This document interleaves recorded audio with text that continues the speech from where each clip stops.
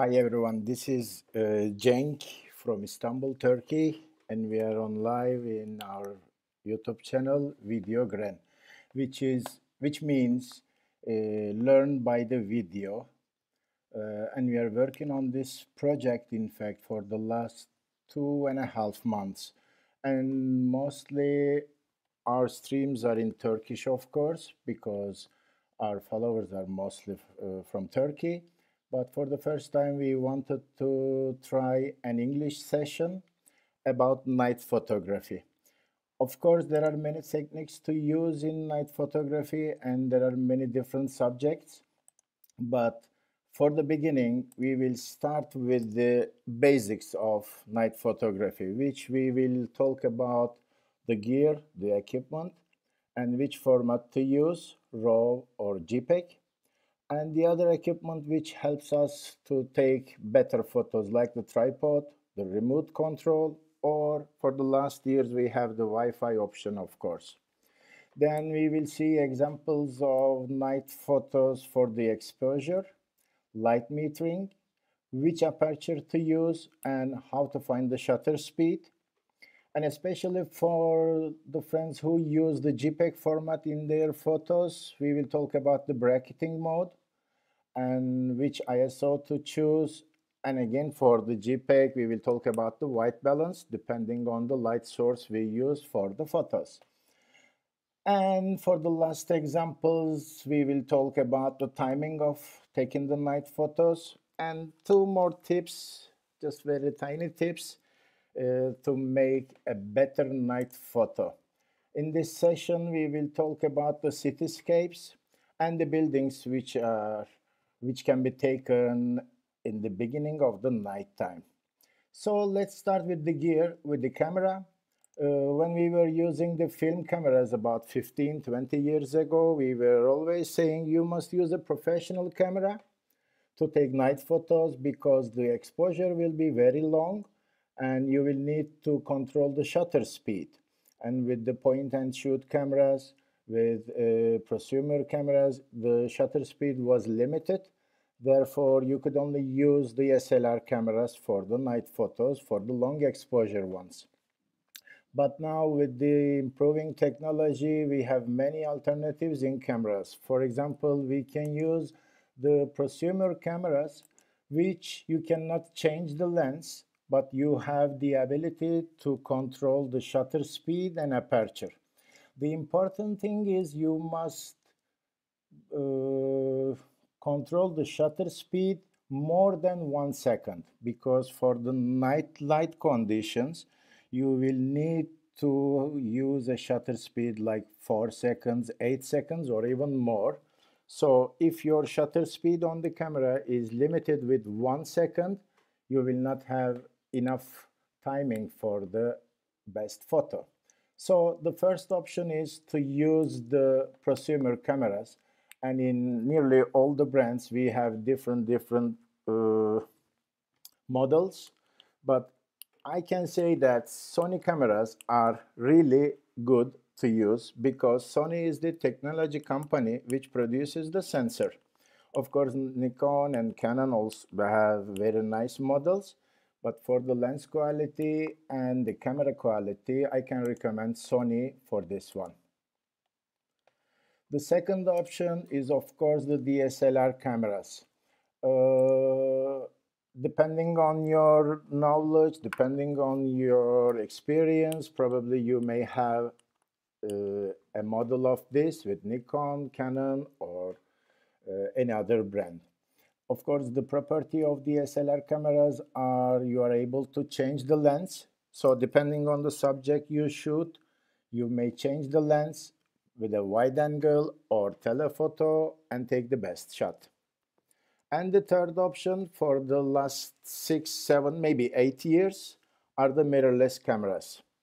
In the mirrorless cameras, we do not have the mirror and the prism system in the camera, so the camera body is smaller, the camera is lighter, but since they have been produced with the latest technology, you have many abilities on the cameras. And the most popular ones are Sony, of course, with an APS-C sensor or a full frame one, and Olympus, which uses the Micro Four Thirds sensor, and Fujifilm. Depending on your experience, probably you have one of these also. The important part of the camera is the shutter speed, because as I said before, you will use longer shutter speeds than 1 second. So, and you will need to control this shutter speed and aperture with the manual mode. So even you have the prosumer one or DSLR or mirrorless camera, you will need to change the shutter speed yourself. But we will come to the exposure later again. So let's talk about another thing about the shooting format on your camera. As you all know, you have two options for the shooting format in the digital cameras, which the first one is RAW and the second one is JPEG. When you shoot in RAW, the camera does not record an image. It records all the information forming the image and makes a bigger file. And when you use the JPEG format, the camera is just using the information you adjust on your camera, like white balance or color space or exposure, and it compresses the image and makes a photo. It doesn't record the information. That's why the JPEG file is smaller. When you shoot in RAW, you will need to change everything, adjust everything after the shot on your computer. But when you shoot in JPEG, everything will be done on the camera. That's why you will need to choose the quality and the size of the image with the JPEG file. As you can see in the presentation on the left above, you will see the Canon menu. In the first red menus, you will have the quality. You must choose the biggest size and biggest quality. And in Nikon cameras, in the shooting menu, you have two options. As you can see, you have image quality, which you choose the number of the pixels to use, and image size. We recommend to use JPEG, fine, and large. That will be helping for recording the biggest and the best quality for the photo. And in Olympus, you can see on the info screen to choose the correct size and quality. Now let's talk about the equipment we use in night photos. Of course, the first and the most important one is the tripod. Since you will take photos with long exposure periods, you will need to fix your camera on something. Of course, you can put the camera on a table or on a rack or any place, but it's always easier to use a tripod. Mainly, there are two types of tripods. The first one is as on the left one, half the amateur, half the professional ones. And on the right one, you see the professional one. With the professional ones, we have two options, because in professional tripods, the tripod, the legs, and the head of the tripod is sold separately. Depending on the size and the weight of your camera and lens, of course, you choose the head and the legs. For the heads, we have two options. One is the ball head on the left side, and in the center you see the tripod head with the arms. It's easier to use the ball head tripods, but especially if you have a heavy camera and bigger lenses, after a while these balls get loosened and you cannot fix the camera steady. So I mostly recommend to use the legged ones, so you can fix the camera very strongly and you can keep it steady. Because of these options, we cannot say how much is a tripod, because you buy the tripod separately. Depending on the camera, you buy a big and a heavy one, or a small one and a light one. and depending on the lens, you buy the head. So nearly for Manfrotto, one of the best brands for tripods, if you buy a semi-professional one with a legged head, it's around, I think, $300 or something like that. When you use a tripod, it also has another part which is called the remote. You must also have a remote control, because even the camera is on a tripod. When you press the shutter release, you will cause some vibration on the camera. That's why when you put the camera and fix it on the tripod, it's not recommended to press the shutter yourself. It's recommended to use a remote control. You can see three different types, in fact, two different types of remotes on this presentation. On the left above, you see the most simple one. This is for Nikon, and also there is for Canon, Sony, and other brands also. But the problem with that one, that's very cheap, like $3-4. But when you press this button on your remote, if there is another camera like Nikon, that will also operate the other camera. So we recommend to use a remote control with a wire. You put this, you plug in this on your camera, so that controls only your camera, not another one. But the best option, I believe, are these, the radio trigger remotes. When you have this remote control, you put the small part on the camera, which you put it on this part where you put the flash on, which is called the hot shoe. You put the small part on this part and use the remote separately. Since the radio waves control only the small part, you can only control your camera. And with this remote, you also have the chance to set the remote for a time-lapse shooting. Not only for night photos, you can use this time-lapse shooting during the day at the same time. And for the last years, we have the option for the Wi-Fi settings as well. As you know, it started with the mirrorless cameras, but now most of the DSLR cameras has this option.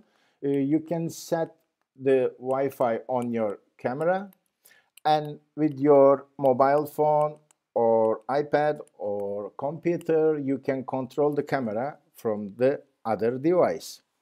You have two options in Wi-Fi settings. One is just seeing the images, and the other is a remote control. Depending on the brand you use, you will have the chance to control the shutter speed, the aperture, the shooting mode, white balance, ISO, everything from your mobile or iPad or computer.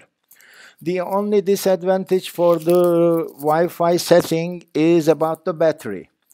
Till now, they couldn't solve the problem of using lots of batteries. That's why if you forget the Wi-Fi on, in 20 minutes maybe, you will finish all the battery and you will need to use a separate one.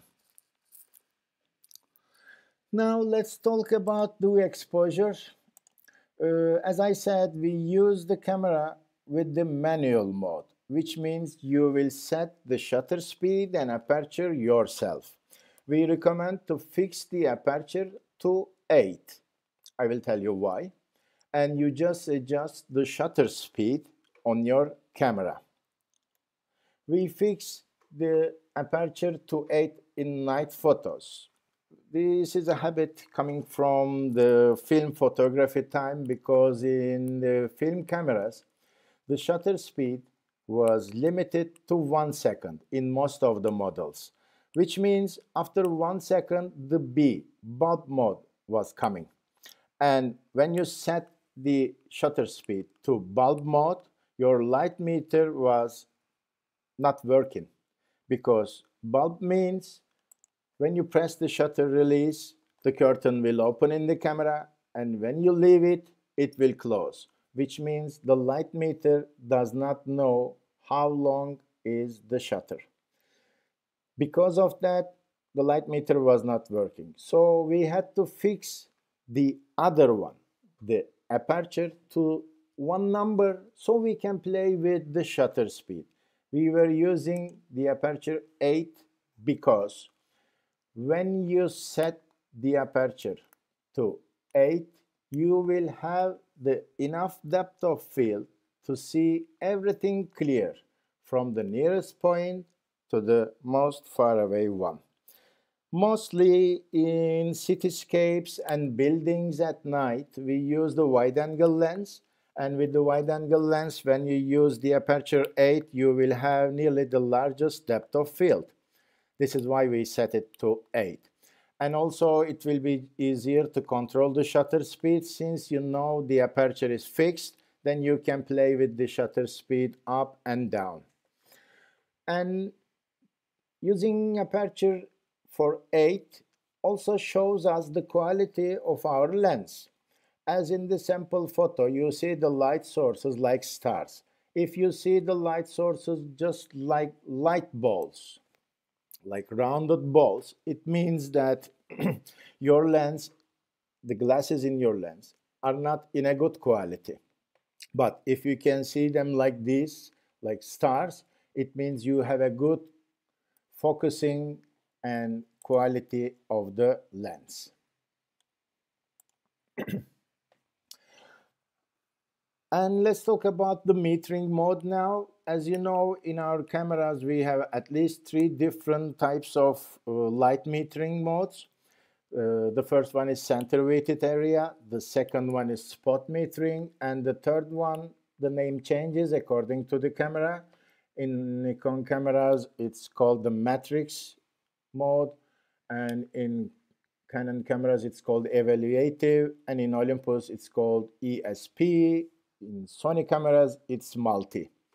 We recommend to use the center weighted area mode for the light metering in night photos, which means you will measure the light 70% from the center of your image and 30% from the other sides.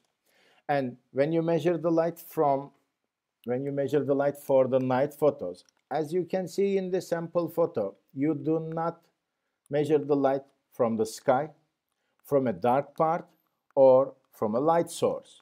You will measure the light from the medium lighted part of the image. For example, this photo is taken in Istanbul Ortaköy Mosque, and I measure the light from the medium lighted part of the mosque. Another sample I will show you, this is also from Istanbul.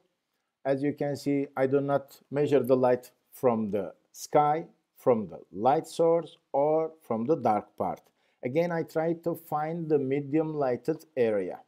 What you do is you just zoom in, or you just turn to that part. You press the shutter release slightly, and your aperture is set to 8, and you change the shutter speed dial, and you find the correct metering. Then you can change your composition. No problem, because in the manual mode, if you don't touch the dials, if you don't turn them, the shutter and aperture will be the same with the first thing you found. Another sample from Hagia Sophia, from Sultanahmet Square in Istanbul. As you can see, again, we measure the light from the center, from the medium lighted part of the image. Of course, let me show the last one again. When you measure the light from a medium lighted area, of course you will have the light source and the dark parts in your composition, which may cause problems for the light metering. That's why, especially if you are using the JPEG format in your photos, it's recommended to make bracketing. Bracketing means you measure the light from one part, which you trust that it will be the best. You find the shutter speed and aperture. As you know, the aperture is 8, and let's say you found the shutter speed like 4 seconds. You take this photo, and then you increase the exposure +1, which means you make the shutter speed 8 seconds and take the same photo. Then you make 15 seconds and take the second one. Then you go to the minus part, which means you make the shutter speed 2 seconds and then 1 second. Means you take 5 different photos of the same subject. I will come back to this image again. As you see, the center image is taken with, let's say, 4 seconds and aperture 8. And left above, you see it's 8 seconds to 8. And below, you see 15 seconds to aperture 8. On the right side, on the top, you will see that it's 2 seconds, the shutter speed, and the aperture is 8. And the below one is just 1 second to 8. You decide the best photo after you take it. This is when you use the JPEG mode, because in RAW you will have the chance to change all the exposure values on your computer, on your Camera Raw program. We can do this, we can try this bracketing manually. We find the shutter and we go up and down ourselves. Or it's also possible to leave this business, this job, to the camera. You can set the auto bracketing mode on your camera. Probably most of them has it in the drive mode, and some of them has a separate bracketing button or menu. So you set +1, +2, 3 images, or +1, +2, 5 images, and you just press the shutter release. The camera will take 5 or 3 or 7 photos as you adjust it.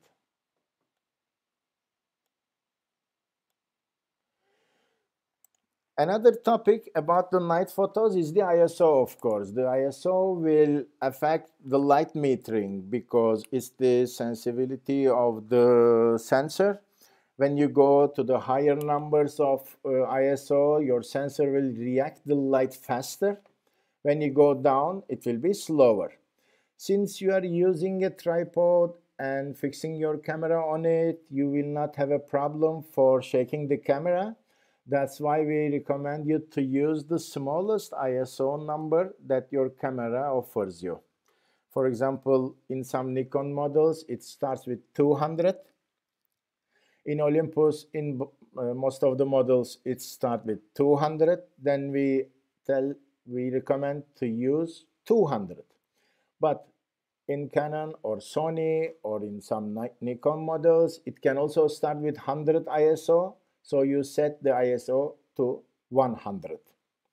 Because if you increase the ISO, you will have the problem of the noise. The quality of your image will be less. That's why for a neat image, for a clear image, we recommend you to use the smallest ISO you can. So with that one, if you magnify the photo, you will not see any problem of the noise. Especially if you are using a JPEG format on your camera, you will need to set the white balance, because in the night photos, you will be using the different light sources than daylight. So they will affect the photo with different colors. With tungsten lights, you will have yellow and orange color. And with fluorescence, you will have yellow, green, blue, or difference. That's why, since you are shooting in JPEG, it's important to change the white balance. But if you are using RAW format only, then you can set the white balance to auto mode, because as you can see in this photo, after taking it, you will have the chance to change the white balance, to change the colors on the computer. This is a RAW menu in Photoshop on Camera Raw. So there is one option to choose the white balance as whatever you want. But if you are shooting in JPEG, the white balance you choose will change everything. We recommend to use the white balance as daylight, because after that you will have the chance to record the colors of the different light sources. Like the tungsten lights, you will see the yellows in the photo. With the fluorescence, you will see the different colors. If you choose auto for JPEG format, the camera will correct some of the colors. I will show you, I think, 6 different samples of different white balances. As you can see, this is the shooting at night in the north of Turkey. The place is called Amasra. With the auto white balance, it can correct some of the parts, but with the daylight, we will see the effects of the artificial light sources. If I choose the tungsten white balance, as you can see, it will correct most of the yellows, but it will also change the color of the sky and the environment to the blue. And with fluorescent light sources, you can see that the camera can correct some of the green and blue parts, but still the rest of the photo is not as good as the daylight one. Of course, there are different types of white balances, different options of white balances like cloudy and shade. You will see warmer colors. In some photos that can help, but mostly we do not recommend this with the artificial light sources. Maybe during the day in sunlight, you can set the white balance to cloudy for warmer colors, but at night, for cityscapes and buildings, we recommend to use the white balance in daylight for the JPEG format. Because when you set the white balance to daylight, as you can see in these 2 photos, you will be able to record the artificial light sources colors. As you can see on the right photo, this is from Istanbul, Eminönü, near the historical peninsula. You will see the different colors of the streets, people, buildings, everything. On the left side, you see a photo from Izmir, from the west side of Turkey. That's a clock tower, very famous. And since I shoot the photo with the daylight white balance, I can record the yellow color on the tower. And another one is the Mermaids Tower in Istanbul. That's also possible with the white balance daylight or direct sunlight. If you shoot both in RAW and JPEG, the white balance you set will affect only the JPEG file. The RAW file will record all the colors again, and you will be able to change the white balance in Camera Raw, but the JPEG file will be affected. That's why if you shoot in RAW plus JPEG, I will recommend to change the white balance to daylight. Then you will have the colors on your JPEG file. And let's talk about the timing of the night photos, because night photos does not mean the photos which are taken like the right one. On the right side, you see a late timing for the night photo, which the sky is totally dark and you can see some light parts on the building, a little bit light on the bridge in Istanbul. But we call the dark blue period, which we can take the best night photos. For Istanbul, for Turkey, it's very easy because the evening praying time, in fact, 5 minutes after the evening praying time is the best timing for the night photos. But I can say 5 minutes after the sunset will be a best timing for the night photos, because in this period you will be able to see everything clearly because of the blue sky. You will have the chance to see the shapes of every building, and in addition, you will have the chance to record the different colors of the artificial light sources.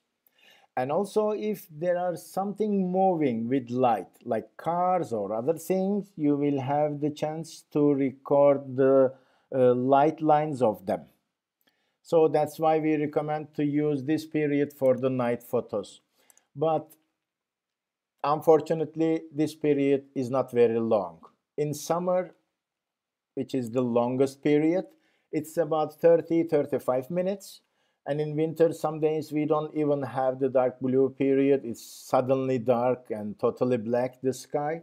But in winter, it's sometimes 5 minutes. In spring, 10, 15, 20, and summer, 30-35 minutes. Then it gets shorter again. So, in fact, to take night photos of cityscapes and buildings, we have a very limited time. That's why we must go to the point where we take the night photos before the sunset, prepare everything, take some photos with the last lights of the day, and check the composition. If there is a problem with the composition, then we correct and make another test. Because when the dark blue period starts, you will have a limited time for taking the photos, and you will not have the chance to see everything because there will be dark parts, there will be light parts, light sources, and many things moving, passing in front of you. So that will be very hard to control everything during that short period. That's why we recommend to be ready before the night shot.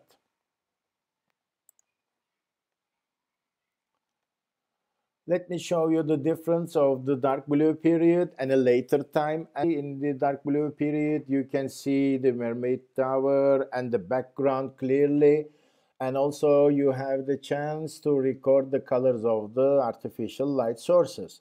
But on the right side, as you can see that the background is totally dark, so we can see only the light parts in the photo, which is not something recommended, which most people do not like. Of course, as I said, this is just recommended, this period is recommended for cityscapes and buildings. When you're in daily life, when you're in nightlife, and you're going in the bars and other places, and you take the photos of the city life at night, this changes.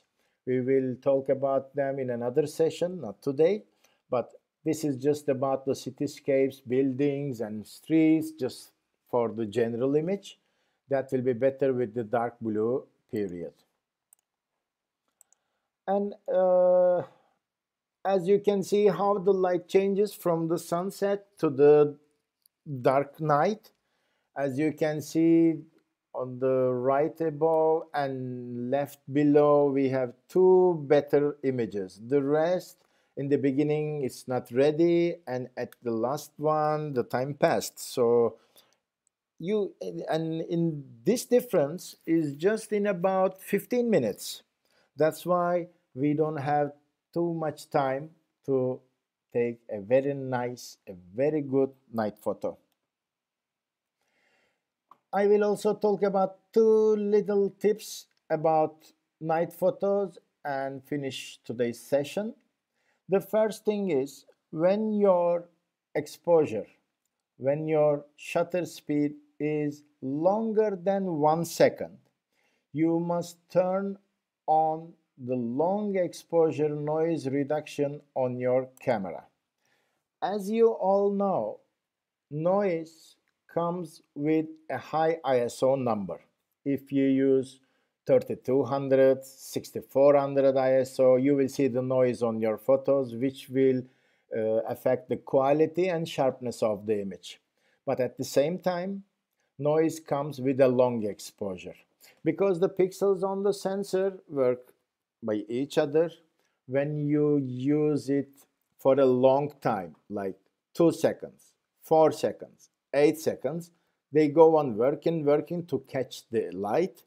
And when they work so long, they affect each other and they start to react the light as if they are only 1 pixel, which is called the noise. So we must turn on the long exposure noise reduction on our camera when we use a shutter speed longer than 1 second. On the cameras, on most of them, we have three options for the long exposure noise reduction. The first one is off. Normally it's off. We don't turn it on. And the second one is auto. In some cameras we have this. For example, in Nikon we have on and off, but in Canon, Olympus, Sony we have off, auto, and on. You can leave it in auto, but when you leave it in auto, then the camera will use this action even your shutter speed is 1 of 15 of a second. So you will not have the chance to take continuous shooting photos even during the day. So that's why I recommend to use it normally off, and when your exposure, when your shutter speed is slower than 1 second, I will recommend to turn this on, and when you finish with the photo, you will turn it off again. What does this do? This is a software working in your camera, and it adds a recording time as your shooting time, which means if you use a shutter speed like 10 seconds, the camera will record the image for another 10 seconds, which will slow you down on your shootings. Of course, this depends on the speed of your memory card. If you have a very fast one, this period will be shorter. This recording period will be shorter. But if you don't use this on with long shutter speeds, long exposures, you will have a very big problem of noise, as you can see in these two images.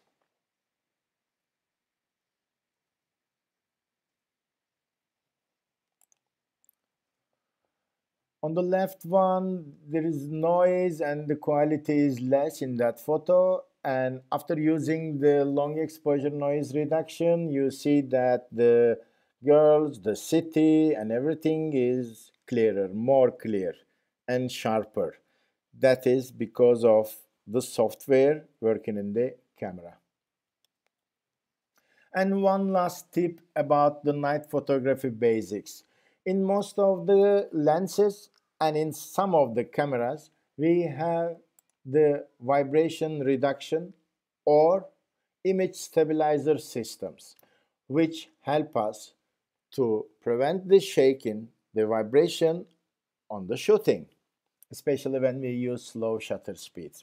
This is an engine working in the lens or in the camera, and it produces an action against your vibration. When you fix the camera on a tripod, there is no vibration. So that engine works and shakes your camera, and it causes unsharp images. That's why when you set your camera on a tripod or on some place to use longer shutter speeds, you must turn the stabilizers off on your lens or on your camera, because two cameras like Olympus and Sony has the stabilizer system on the camera, not on the lens. In some lenses they have, but you must turn these off.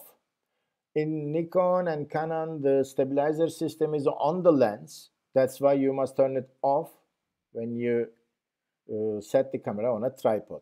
Of course, do not forget to change everything after you finish the night photo shooting. For example, you must set the long exposure noise reduction off again. You must turn on your image stabilizer. If you are not normally using the bracketing mode, you must turn it off. Of course, you will use any aperture you want. If depending on your subject, if you want, you will change your light metering system and everything. But for a basic night photography of a cityscape or a building, we recommend all these. Yeah, this was the first session for the live stream workshops in Videogran YouTube channel. If you have any questions about night photos, I will try to help. But if not, thanks a lot for watching this. If you subscribe for the channel and like the video, we will have the chance to produce more videos in photography in Videogran. Any questions?